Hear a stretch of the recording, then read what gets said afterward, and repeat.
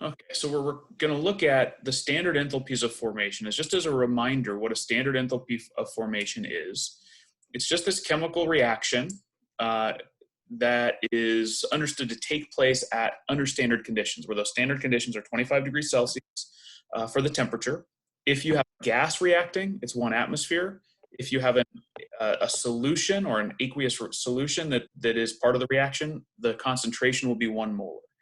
The phase of a substance, whether that you're talking element or compound, is going to be dependent upon what phase that substance is in under those standard temperature and pressure conditions. So under that 25 degrees Celsius and 1 atmosphere, essentially.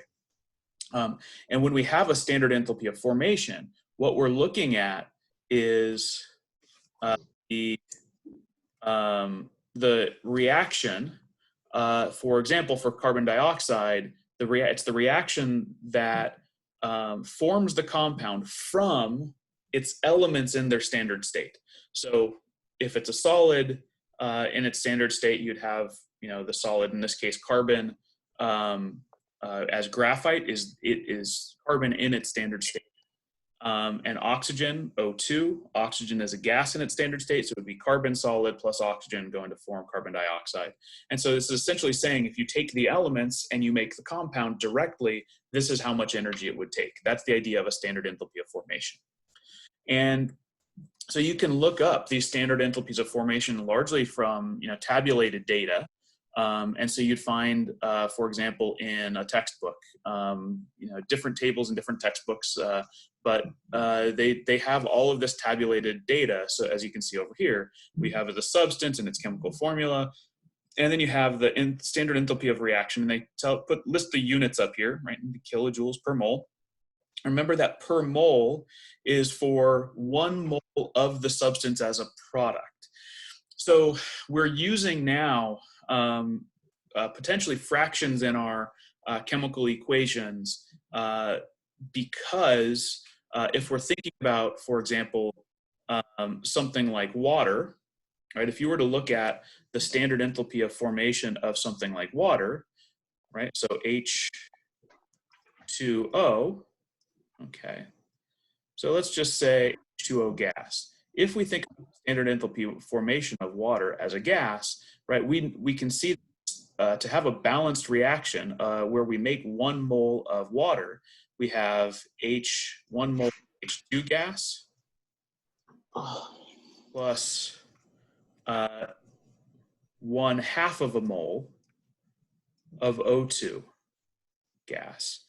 And if we go over to our table over here, you can see that down at the bottom of the table, we have standard enthalpies of formation for water, one of them in its liquid form and the other in its gas form.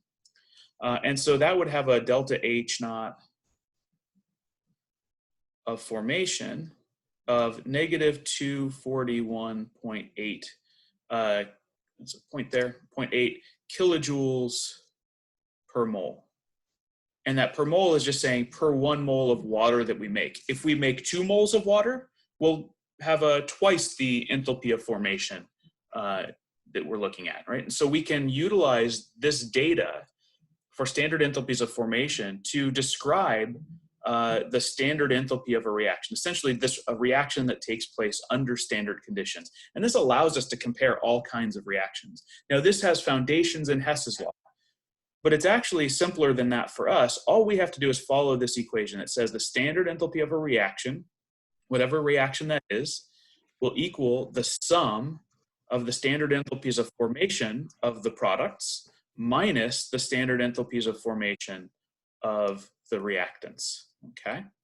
And so we can put that into practice here with the following example, right? So we're going to use the standard enthalpy of formation in the table to determine the standard enthalpy of this reaction for this particular reaction. So tin oxide.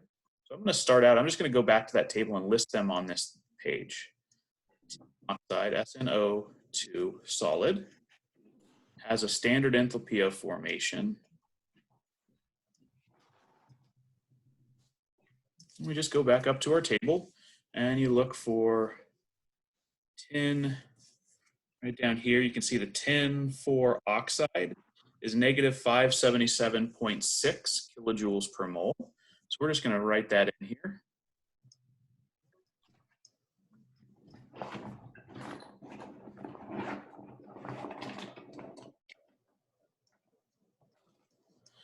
We've got carbon solid. So we're going to assume that this carbon solid here is graphite. It's not going to be, we're not thinking of it as diamond in this case. So we're going to say that carbon solid, right, that is carbon in its most stable state, in its elemental form, its elemental state. And so it's going to have a standard enthalpy of formation of 0 joules per mole based on the rule we talked about yesterday. Right? If it's in its standard state, it's already there, so you don't need a formation of that. Then we're going to have tin solid. Well, tin in its standard state is a solid, and so we can say that the standard enthalpy of formation of that element also, right, is 0 kilojoules per mole. And then we've got carbon dioxide, okay, which is going to have a standard enthalpy of formation. We'll go back up to our table and we'll find it. So there's carbon. Notice how the carbon compounds tend to be grouped all together. You've got carbon dioxide here, negative 393.5 kilojoules per mole.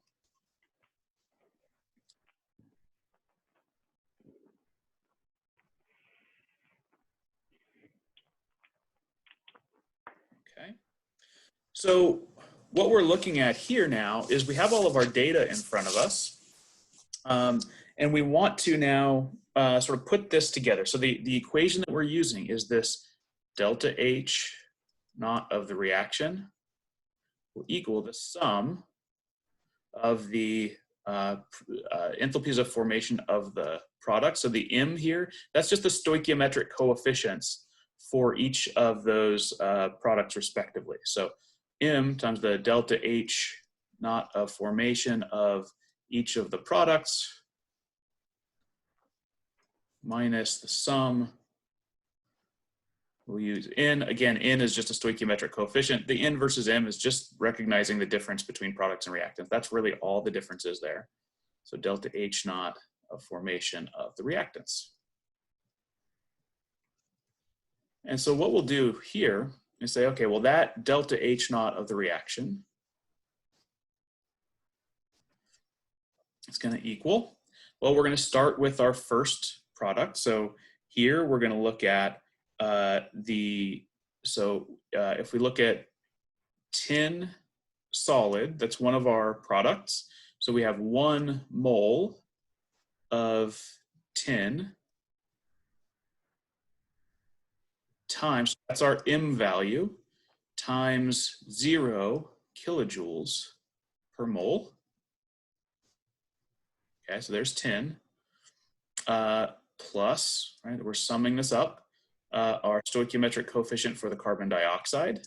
Okay, so plus 1 mole of CO2, and we go to our enthalpy of formation for CO2, negative 393.5 kilojoules per mole, minus, I'm going to put this all in brackets here so I can distribute that negative to them because I'm subtracting off the sum of the enthalpies of formation of the reactants now.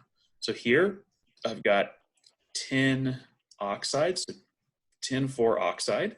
So I've got 1 mole of SnO2 times its standard enthalpy of formation, negative 577.6 kilojoules per mole, plus, right, the stoichiometric coefficient for carbon times its standard enthalpy of formation. So 1 mole of carbon times 0 kilojoules per mole. Right? So I can simplify that now. It's pretty simple. That's going to equal, so if I look at this, these are going to go away because I'm just multiplying by 0. So those two are going to go away. And I wind up having moles of carbon dioxide cancel there, moles of tin oxide cancel there, and I wind up getting negative 393.5 kilojoules minus negative 577.6 kilojoules. Okay, and it's as simple as that. You can put those together and you wind up with 184.1 kilojoules for the standard enthalpy of this particular reaction. Okay, and so what that does for us, it allows us to estimate the amount of energy associated, or the amount of enthalpy associated with a given chemical reaction from the standardized table. And that's a pretty good estimate for a given chemical reaction. This is just, again, this is an estimate. It's a way of determining how much energy you would have from a given chemical reaction, right? And so it's your enthalpy of the sum of the standard enthalpy of formation of the products minus the sum of the standard enthalpies of formation of the reactants will give you that value. Okay, and that's it. That's really all there is to it. Okay.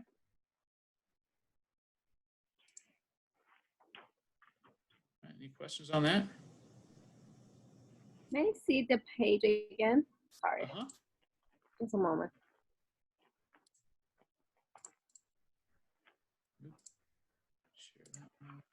Okay.